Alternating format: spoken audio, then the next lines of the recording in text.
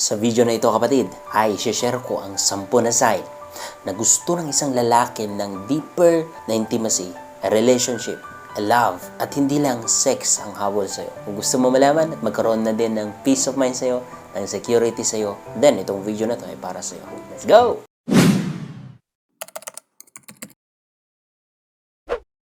When you're having sex without love, mga kapatid, empty ito. Yung binubusog lang dito is that yung lust or yung gusto ng laman. Pero after ng sex nyo, sa totoo lang, empty. Walang kasiguraduhan, walang peace of mind, laging may duda, may tormentation sa'yo. That is why, mga kapatid, although i-share ko sa inyo itong sign, but I encourage you na magplano na magpakasal. Especially kapag na-confirm nyo talaga na mahal nyo ang isa't isa sa papagitan ng video na to. I encourage you para sa family nyo, sa mga magiging anak nyo, at para sa inyo din lang dalawa. Okay? At the same time, kapag merong talagang love sa inyo, ang sex nyo is not just physical contact, is not just for pleasure, but it become an expression for deeper connection, for deeper intimacy, at mas masaya po, at mas masarap sa totoo lang, kapag mahal nyo ang isa't isa. So, proceed na po tayo sa number 1 na sign na love ang habol nyo sa'yo at hindi lang sex. Is that, sinasabihan ka ng I love you right after ng loving nyo. Nag-I love you yan. Kasi ganito, kapag hindi ka mahal ng isang lalaki at kalibugan niya lang yung na-activate, after niyang malabasan, maniwala ka sa hindi, mawawalan niya ng gana agad-agad, at tatalikuran ka agad, at hindi mo na mararamdaman yung sweetness niya, yung kabaitan niya, yung love niya sa'yo. Psychologically speaking and scientifically speaking, almost all ng mga lalaki after naming malabasan, parang mawala yung gana sa totoo lang. Samantalang ang babae, the more actually na ginagawa nyo, the more na mas nag-grow or lumalaki yung love nyo. Kaya nga, pagdating sa relasyon na hindi committed, ang mostly na fall in love ay babae. Especially kapag may nangyayari na sex. Babae ang palaging naloloko. Because the more na may nangyayari ng sexual, the more na mas naitatali kayo or the more na mas nahuhulog kayo sa lalaki. That is why, kapag pinili ng isang lalaki na mag-I love you sa'yo after niyang nalabasan, after ng sex nyo, it means mahal ka talaga. Trust me, it means mahal ka talaga. Okay, number 2 na sign ay nakikipag-eye to eyes siya sa'yo, especially during sex. Kaya niyang makipag-eye to eyes sa'yo at mababasa mo sa kanyang mata na talagang mahal ka. And mararamdaman mo sa puso mo, may sense of security, comfort, and peace na mararamdaman mo kung mahal ka. Hindi yung parang natatakot ka na baka iwan ka, natatakot ka. Actually, hindi sa natatakot ka, kundi napaperceive mo kung ano yung laman ng kanyang puso't isipan. Whenever na nakipag-eye to eye ka sa kanya, especially during sex, mararamdaman mo, masasagot mo dyan kung talagang mahal ko hindi. May deeper na nagsasabi sa puso mo. Okay, gusto ko lang linawin sa ito. Itong mga sign na binibigay ko, hindi ko sinasabing 100% na correct at applicable sa inyo. At kapag nakita nyo ito, hindi ibig sabihin na mahal nga talaga kayo. Kundi ito lang yung basehan nyo na kapag pinagsama-sama nyo ito at na-confirm nyo, malaki nga ang chance na mahal kayo at hindi lang sex. Yung habol niya sa inyo. Okay? Pagpatuloy na natin. Number 3, he is not afraid of being vulnerable with you. Open siya. Nalalaman mo yung personal niyang buhay, kung anong nangyayari sa kanya, kung kumusta siya. Hindi siya natatakot na mapasok mo yung kanyang buhay. Hindi siya defensive at open siya sa'yo. Nag-open siya sa'yo sa kanyang phone, sa kanyang private life, na kanyang mga passwords. Kumbaga, nagiging vulnerable siya sa'yo. Hindi siya defensive. It means mahal ka. It means may something special na kaya niyang ma-open yung kanyang buhay sa'yo. And hindi palaging ganito. Kasi kung sex lang ang habol niya sa'yo, he's not interested na maging vulnerable sa'yo. He's not interested na mag-open sa'yo. Close yan palagi. Kasi nga, yung laman niya lang ang fino-fulfill niya kapag sex lang ang habol sa'yo. But, whenever na binukas niya yung puso niya sa'yo, it means mahal ka. Tandaan mo yan. Okay?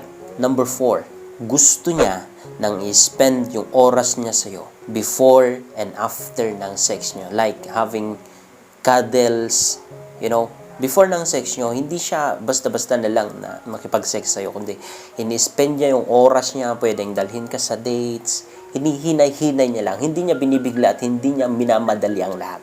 Okay? Lagi niyong tatandaan yan. Kundi, ine-enjoy niya yung moment na i-spend sa'yo, yung oras sa'yo. Even right after ng sex nyo, sabi ko, mostly malalaki na wala ng gana. Pero kung ini-spend niya pa rin yung oras niya sa'yo, nagkakadel pa rin sa'yo, at hindi siya nagmamadali, andun pa rin yung nakikipagkwentuhan siya sa'yo, kung hindi pa kayo pagod or hindi kayo naantok, it means mahal ka.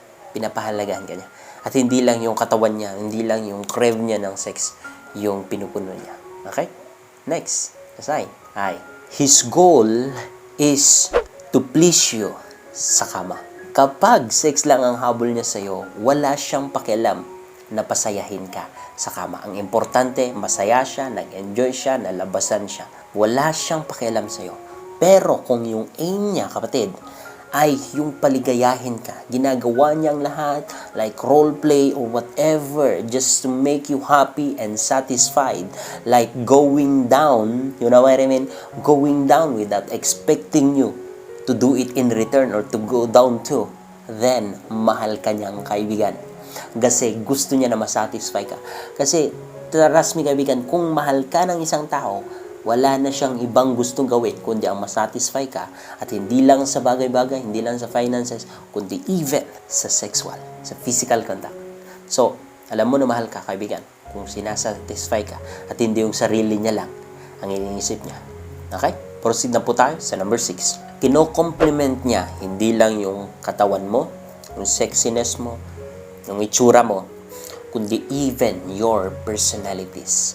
You know, alam mo na babaero ang isang tao at katawan mo lang ang habol niya kapag lagi niya lang nagfo-focus sa ganda mo, sa kaseksihan mo, sa itsura mo. You know, tignan mo, nakafocus lang siya sa lust, sa kalibugan niya. But, kapag nakikita niya yung efforts mo, yung personalities mo, yung ginagawa mo sa kanya, then, it's a big sign na mahalaga ka sa kanya at mahal ka niya at hindi lang sex ang hinahabol niya sa'yo. Tandaan mo yan. Okay?